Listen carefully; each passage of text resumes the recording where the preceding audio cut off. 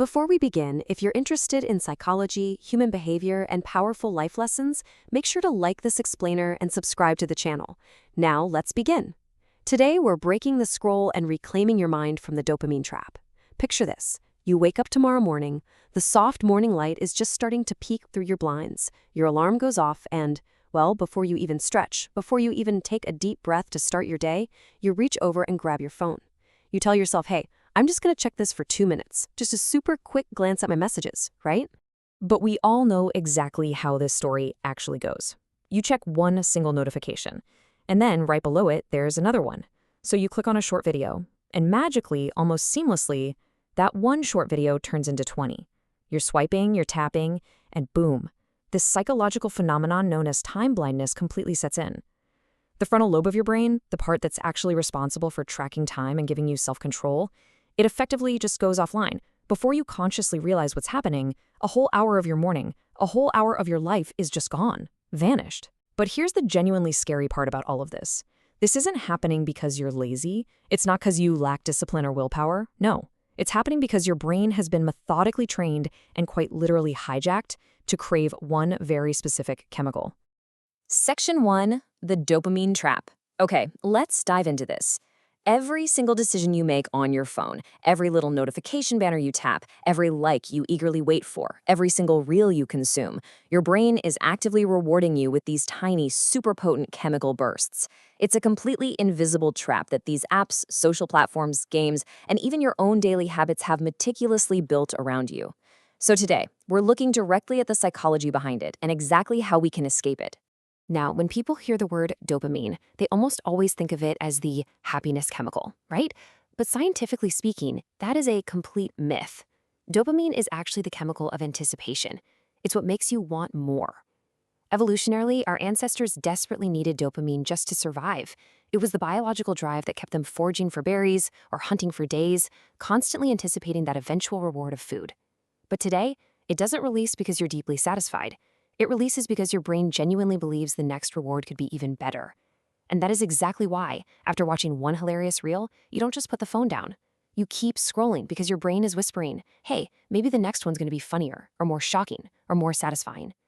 It's this ancient survival mechanism that's been weaponized into a biological cycle that literally never ends on its own. Section 2, the slot machine effect. Let me ask you a quick question. Have you ever noticed this kind of strange phenomenon during your screen time? Have you ever had a moment where you suddenly realize you don't even enjoy what you're scrolling through anymore, but you still physically cannot make yourself stop? Like your thumb is just moving on complete autopilot?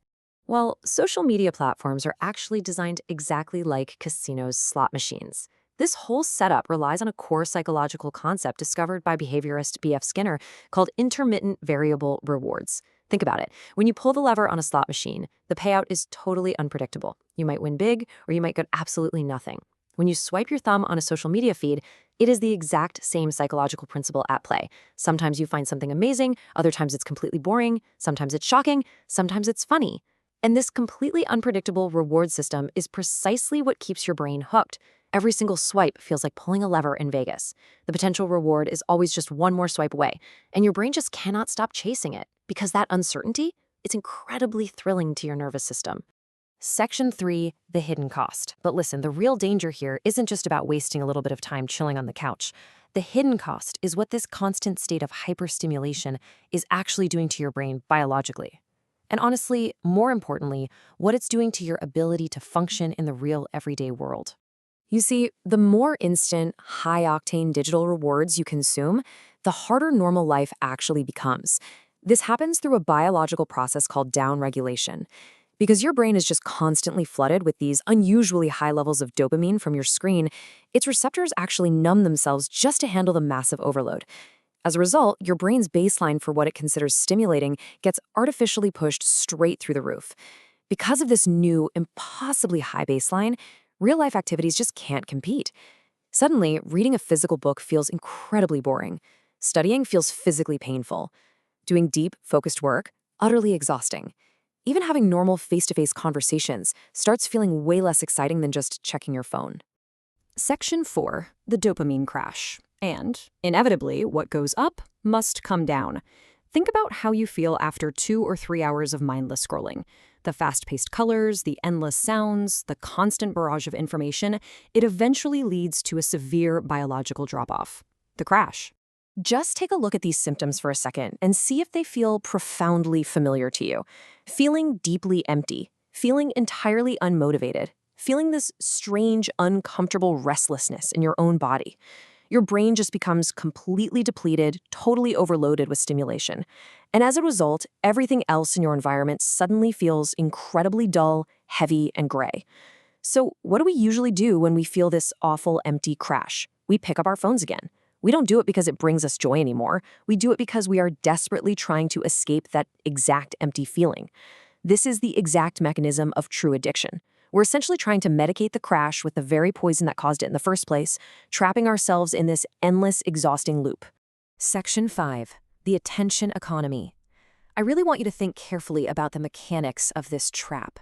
If an app is engineered so incredibly well that it can keep your undivided attention for 3, 4, or even 5 hours every single day, who is actually winning in that scenario? And this brilliantly illustrates the real business happening silently behind your screen. There is a massive trade-off happening right now.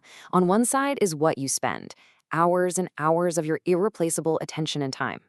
On the other side is what the tech companies gain. The more you scroll, the more ads you watch, and the more money they earn. It's a highly optimized one-way transaction. And you aren't just fighting an app here. You are fighting thousands of the smartest attention engineers and psychologists on the other side of the screen, whose entire job is testing algorithms against your human willpower. It is an uncomfortable truth for sure, but you need to see the social media business model for exactly what it is. This quote just perfectly captures the reality of the digital age. Your attention has become one of the most valuable products in the world. You are not the customer. Your attention is the actual product being sold to advertisers, and countless multi-billion-dollar companies are fiercely competing to capture every single second of it. Section 6. Escaping the trap. But here is the incredibly hopeful news, and honestly, the exact reason we're doing this explainer today. You are not permanently stuck. Your brain possesses this incredible feature called neuroplasticity. That means your brain's structure and chemical baselines aren't fixed. They're completely malleable. They can recover, rewire, and completely reset. You absolutely can escape this trap by making small, actionable, and deliberate changes to your daily routine. Let's walk through these practical steps. Step 1. Do not check your phone immediately after waking up. Protect that first hour of the morning, because what you do in that first hour sets your brain's dopamine baseline for the entire rest of the day. Step 2. Turn off all unnecessary notifications. Seriously, stop letting your phone interrupt your life and steal your focus with artificial urgency. Step 3. Read 10 pages of a physical book daily. Now, this isn't just about reading. It's about actively retraining your brain's neural pathways to focus on one slow, quiet thing, rebuilding your sustained attention span. And step 4, which is perhaps the most important, allow yourself to experience boredom. Leave your phone in the other room when you work. Go for a walk outside without a podcast playing in your ears. Look people in the eyes when you talk to them. Boredom isn't your enemy. It's where creativity begins. When you allow yourself to just be bored, without immediately reaching for a screen to fix it, you give your brain the crucial space it needs to lower its dopamine baseline. Slowly, as you step away from the digital slot machine, your brain actually relearns how to enjoy the simple things again. A quiet cup of coffee, a deep conversation, the feeling of the sun on your face. That mental space, that is what real freedom feels like. Ultimately, the biggest prison you will ever live in isn't made of physical walls. It's made of your own habits.